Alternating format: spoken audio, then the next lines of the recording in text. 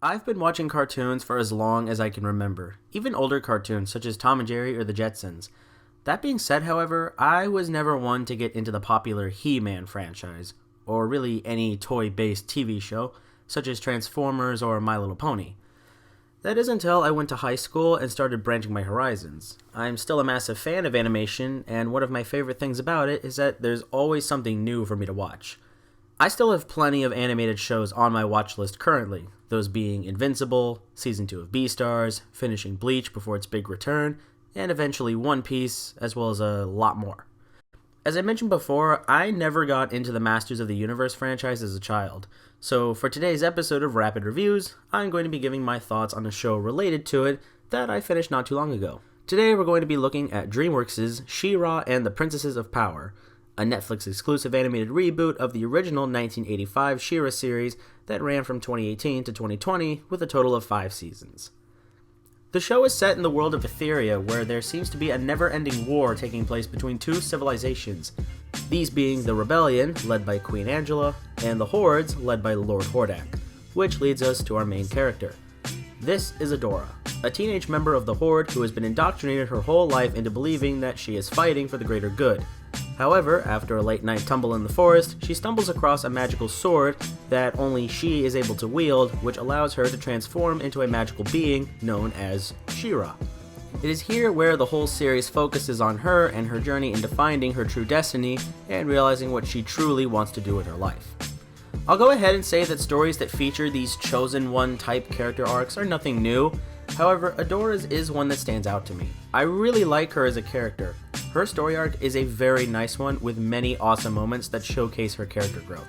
Mostly with her being from the Hordes and her having to realize that practically her entire life has been a lie.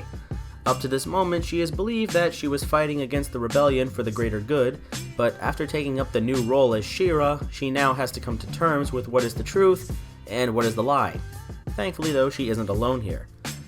While in the forest, Adora meets Bo and Glimmer. Bo is a master archer and a soldier in the rebellion army. He also uses his limited tech skills to create tracker pads and special arrows in order to help out during their journey. Glimmer is the princess of Bright Moon and possesses powers which allow her to teleport from place to place. However, it's limited and she can only use it for a certain amount of time before she needs to recharge.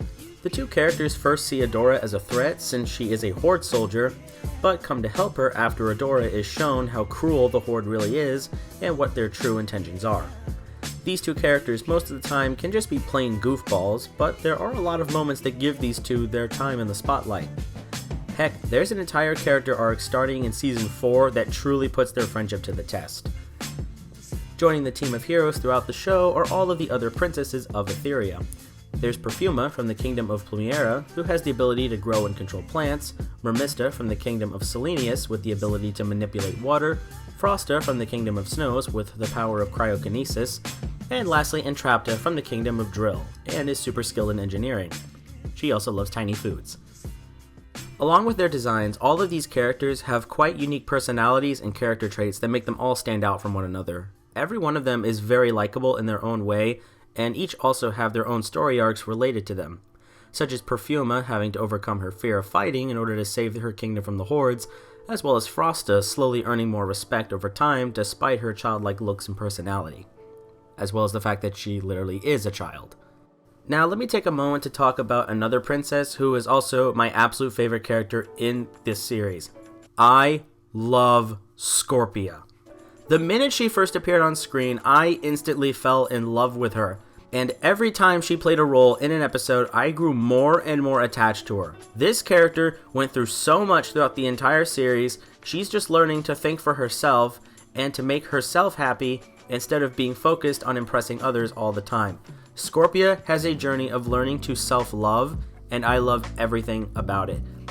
In my opinion, she is sadly criminally underrated, and it makes me very upset.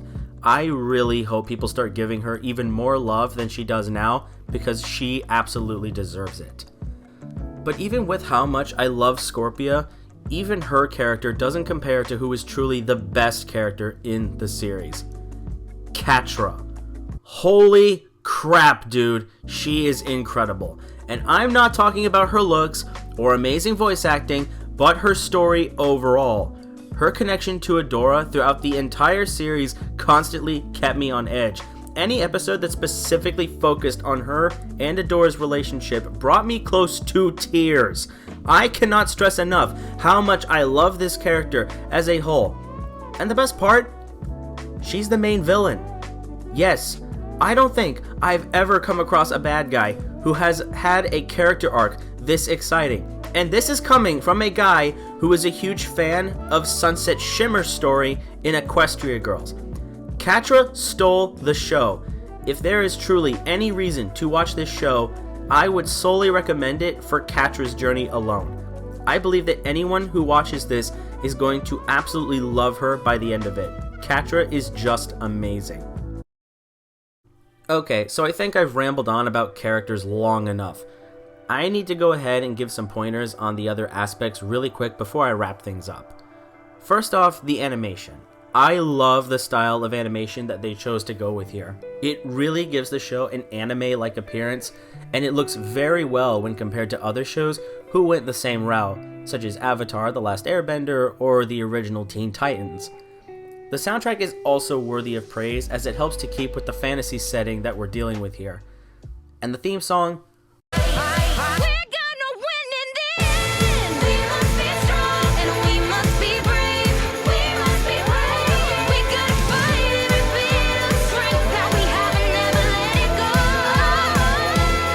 let me tell you, I did not skip the opening to this show one single time when I was watching it. It's almost on par with My Little Pony: Friendship is Magic. It's that good. For my last piece of this review, I want to talk about one of the show's biggest strengths that it definitely deserves the praise for. Its high amount of representation. There's a lot of it. The amount of LGBT characters that are in this show is astounding.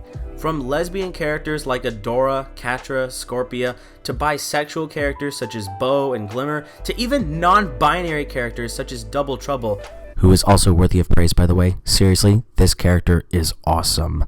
This show did one thing that many other shows could only try to do. While many have tried to introduce diverse characters and failed miserably, She-Ra absolutely succeeds at this in every way. The best part about it is that it isn't in your face about it all the time like so many other shows are with it. This show makes it feel much more natural, and it comes at a nice steady pace, as it should be. While I'm not LGBT myself, I can absolutely praise the amount of representation that this show gives to its audience, and for doing it in such a great way. They did such an amazing job, and it definitely deserves the praise it gets. So with all that said, I think this is where I will wrap up my review on She-Ra and the Princesses of Power. I absolutely loved this series, and I honestly wish I'd watched it earlier. The characters, the setting, the voice acting, the soundtrack, all of it was very well done, and it just deserves the utmost praise. If there was any chance that this show had of making a comeback, I would be all for it. Whether it's a 6th season or even a movie, I would love to see. Oh no. Anyways, I hope you enjoyed this episode of Rapid Reviews, and I hope you can check out this series whenever possible. I highly recommend it. So with that said, I hope you all have a great rest of your day, and thanks for watching. I'll see you all next time.